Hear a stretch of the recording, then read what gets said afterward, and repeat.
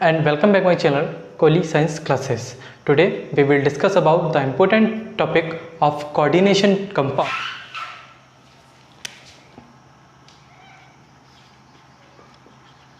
Crystal field theory.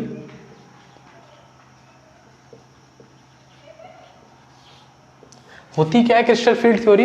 इसे पढ़ने के लिए कुछ इंपॉर्टेंट फैक्ट्स हैं, उन्हें जानने ला बहुत ज़रूरी है कि वो फैक्ट्स है क्या। उन फैक्ट्स को जानने ला बहुत ज़रूरी है, वो फैक्ट्स हैं क्या। क्रिस्टल फील्ड थ्योरी हेडिंग डल चुकी है आपकी कि हम जानते हैं कि इस चैप्टर में कि जो मेटल होता है आपका, जो मेटल आयन होता है वो सराउंडेड किससे रहता है? लिगेंड से सराउंडेड रहता है। कोई भी मेटल अगर होगा वो सराउंडेड किससे रहेगा? लिगेंड से।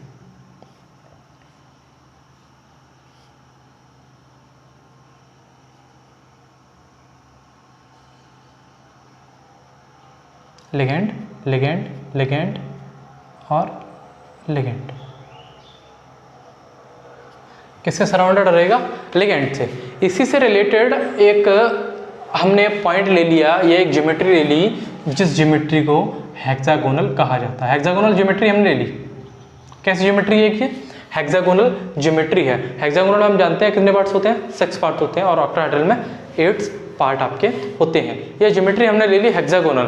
अब हम सिंपल सा जानते हैं कि इलेक्ट्रॉन के बीच में 36 का आंकड़ा रहता है। अगर कोई मैं कोऑर्डिनेशन कंपाउंड ले लूं, जैसे आपका कोऑर्डिनेशन कंपाउंड है CrNH3 3 पॉजिटिव। यहाँ जो NH3 होगा वो लिगेंड की तरफ वर्क करेगा और NH3 जो लिगेंड होगा वो सेंट्रल मेटल आयन पर अटैक करेगा। तो जाहिर सी बात है कुछ ना कुछ अपने इलेक्ट्रॉन डोनेट करने की कोशिश करेगा, अपने इलेक्ट्रॉन्स को पास आउट करने की कोशिश करेगा सेंट्रल मेटल आयन के पास से। अब लिगेंड जो होगा अपने इलेक्ट्रॉन डोनेट करने की कोशिश करेगा या अपने इलेक्ट्रॉन पास आउट करने की कोशिश करेगा। तो क्रोमियम के भी तो अपने कुछ इलेक्ट्रॉन रहे होंगे। क्रोमियम के अपने कुछ इलेक्ट्रॉन होंगे जो एक्सिस पर वर्क करेंगे। जैसे कि ये वाला जो पूरा फिगर है, यानी ये वाली लाइन को हमने मान लिया एक्स एक्सिस, ये वाली पूरी लाइन को मान लिया मैंने वाई एक्सिस। तो ये वाली कौन सी होगी बेटा? Z axis.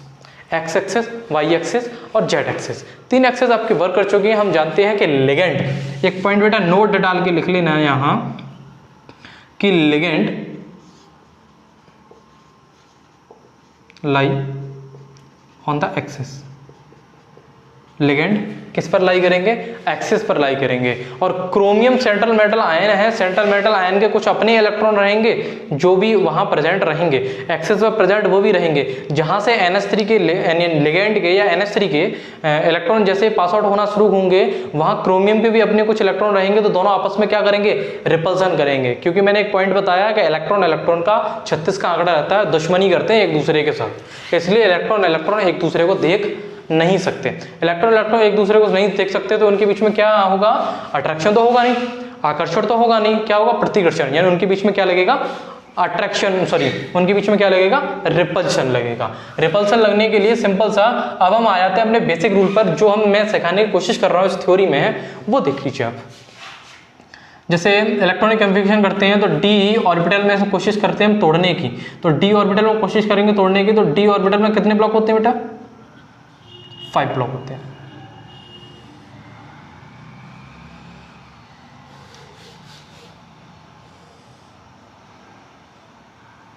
एक, 2, 3, 4 और ये 5। 1, 2, 3, 4, 5 हो गए।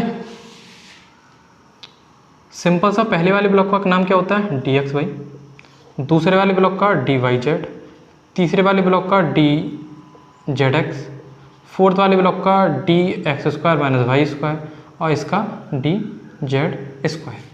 स्टार्टिंग के जो 3 ब्लॉक होते हैं, ये वाले जो 3 ब्लॉक, ये बेटा लाई करते हैं आपके बिटवीन द एक्सिस। एक्सिस के बीच में लाई करेंगे। कहाँ करेंगे? एक्सिस के बीच में लाई करेंगे। अब dx² - y² z², ये वाले जो ब्लॉक होंगे वो लाई करेंगे ऑन द एक्सिस। किस पर लाई करेंगे? एक्सिस पर लाई करेंगे। अब लिगेंड जो होगा वो इसकी तरह बिहेव करेगा। लिगेंड सिंपल सा है, लिगेंड के इलेक्ट्रॉन अगर आएंगे तो सबसे पहले किससे टकराएंगे, इससे टकराएंगे, इससे टकराएंगे। तो यानी सिंपल सा ये है कि यही सबसे ज़्यादा एनर्जी हाई जाएगी वो d x square minus y square d z square, क्योंकि ये एक्सिस पर लाई कर रहे हैं। एक्सिस पर लिगेंड भी लाई कर रहा है। लिगेंड जब उस लाइन पर जाएगा, जैसे इस वाले एक्सिस पर लाई कर रहे हैं, तो इस एक्सिस पर जब बाहर से लिगेंड आना शुरू होगा तो वहाँ सेंट्रल मेटल आयन भी होंगे, सेंट्रल मेटल आयन भी होंगे, यानी ये वाले ब्लॉक भी होंगे। तो सबसे ज़्यादा रिपल्सन किन्हें झेलना पड़ेगा, सबसे ज़्यादा रिपल्सन झेलना पड़ेगा इन्हें। सबसे ज़्यादा रिपल्सन अगर झेलेंगे तो एनर्जी लेवल कितना हो जाएगा इनका, एनर्जी लेवल इनका हो जाएगा हाई। एनर्जी लेवल इनका हाई जब हो जाएगा, यानी कि ऊपर उठना जब चालू हो जाएगा, तो कितना उठ जाएगा, एनर्जी लेवल इनका उठ गया ज़्यादा। कितना उठा वो उसके बारे में बात करेंगे बाद में। किस किस का उठा, d x square minus y square और डी जेड स्क्वायर का। ठीक है, एनर्जी लेवल इसका उठ गया। और रिपल्सन किन के बीच में और होगा, रिपल्सन होगा तो सही, यानी इन पे सबसे ज़्यादा हुआ, इन पे सबसे कम होगा रिपल्सन। तो ये हाई तो होंगे लेकिन इतने ज़्यादा हाई नहीं हो पाएंगे कि इसे क्रॉस कर जाएं, और इतने ज़्यादा नहीं हो पाएंगे कि इस एनर्जी लेवल से डाउन चले जाएं। एनर्जी लेवल हम एक्चुअल में देखें तो कहाँ से स्टार्ट हो रही है, यहाँ से स्टार्ट हो रही है। यहाँ से तो उठना चालू हो रहा है ना। एक स्टेटमेंट आता है कि एनर्जी लेवल डाउन हो जाएगा, नहीं होगा एनर्जी लेवल डाउन।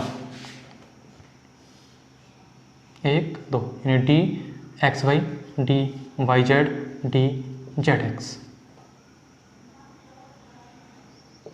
और इनके बीच में जो पॉइंट है इसे डेल्टा टी कहा जाएगा। इनके बीच में जो पॉइंट है उसे क्या कहा जाएगा, उसे कहा जाएगा डेल्टा टी। क्या कहा जाएगा उसे, डेल्टा टी कहा जाएगा। ओके, डेल्टा टी उसे कहा जाएगा। डेल्टा टी को ही हम क्रिस्टल फील्ड स्प्लिटिंग कहते हैं।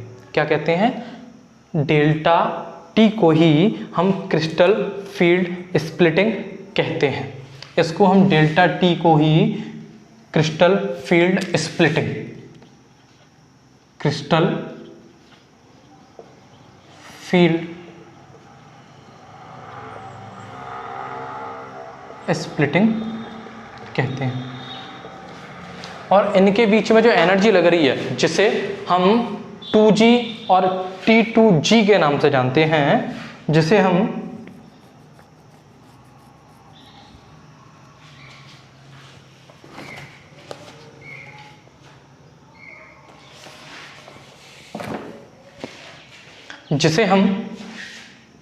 इसको कहते हैं Eg और इसको कहा जाता है आपका T2G। डेल्टा टी को क्रिस्टल फील्ड स्प्लिटिंग कहा जा रहा है, और इनके बीच में जो एनर्जी लग रही है उसको कहा जाएगा crystal field splitting energy, crystal field splitting energy. Delta T को हम डिनोट कर रहे हैं सिंपल सा किसके थ्रू, क्रिस्टल फील्ड स्प्लिटिंग के थ्रू। उनके बीच में जो एनर्जी आपकी लग रही है उसे कहा जाएगा क्रिस्टल फील्ड स्प्लिटिंग एनर्जी। ये तो रहा इनकी बात है। अब स्ट्रॉन्ग लिगेंड वीक लिगेंड की बात करें कि स्ट्रॉन्ग लिगेंड पेयरिंग कैसे करता है, वीक लिगेंड पेयरिंग क्यों नहीं करता है, पेयर्ड इलेक्ट्रॉन के बारे में अगर हम बात करने की कोशिश करें तो वो क्या रहता है, तो उसके बारे में बात कर रहा हूँ आगे। वैसे तो प्रीवियस वीडियोस में इसकी मैं बात कर चुका हूँ, फिर भी मैं ऑर्डर आपको लिख के दिखा दे रहा हूँ। Legends can be arranged in the series in order of increasing field strength as given. जो आपको दिखाया जाएगा वो मैं बेटा बुक में से देख के आपको ऑर्डर लिखा दे रहा हूँ, वो ऑर्डर देख लीजिए। ये बेटा इंक्रीजिंग ऑर्डर में रहेगा आपका, इंक्रीजिंग ऑर्डर।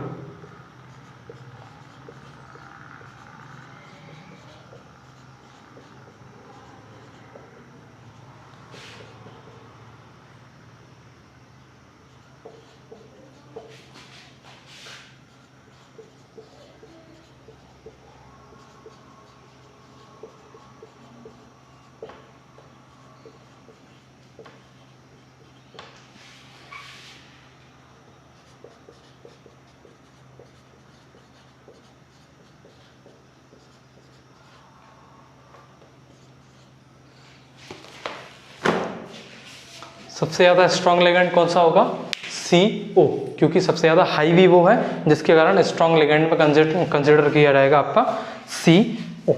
ये तो क्रिस्टल फील्ड थ्योरी के कुछ पॉइंट रहे जिन्हें हम क्रिस्टल फील्ड स्प्लिटिंग के बारे में पढ़ चुके हैं, क्रिस्टल फील्ड स्प्लिटिंग एनर्जी के बारे में पढ़ चुके हैं, एनर्जी लेवल कैसे कैसे इंक्रीज हो रहा है उसके बारे में पढ़ चुके हैं हम, डी ऑर्बिटल कौन कौन से होते हैं, उनके नेम क्या होते हैं उनके बारे में पढ़ चुके हैं हम, लिगेंड किस पर लाई करता है, एक्सिस पर लाई करता है वो भी हम पढ़ चुके हैं, इलेक्ट्रॉन इलेक्ट्रॉन के बीच में रिपल्सन होता है ये भी हम पढ़ चुके हैं। नेक्स्ट जो पॉइंट्स आपका आने वाला है वो आने वाला है if delta not is greater than p the fourth electron enters in the orbitals। तो कुछ पॉइंट रहेंगे, वो पॉइंट भी मैं समझाने की कोशिश कर रहा हूँ भी आपको। वो पॉइंट्स क्लियर होने के बाद limitations of crystal field theory रह जाएगी, उसे भी हम कवर अप करेंगे।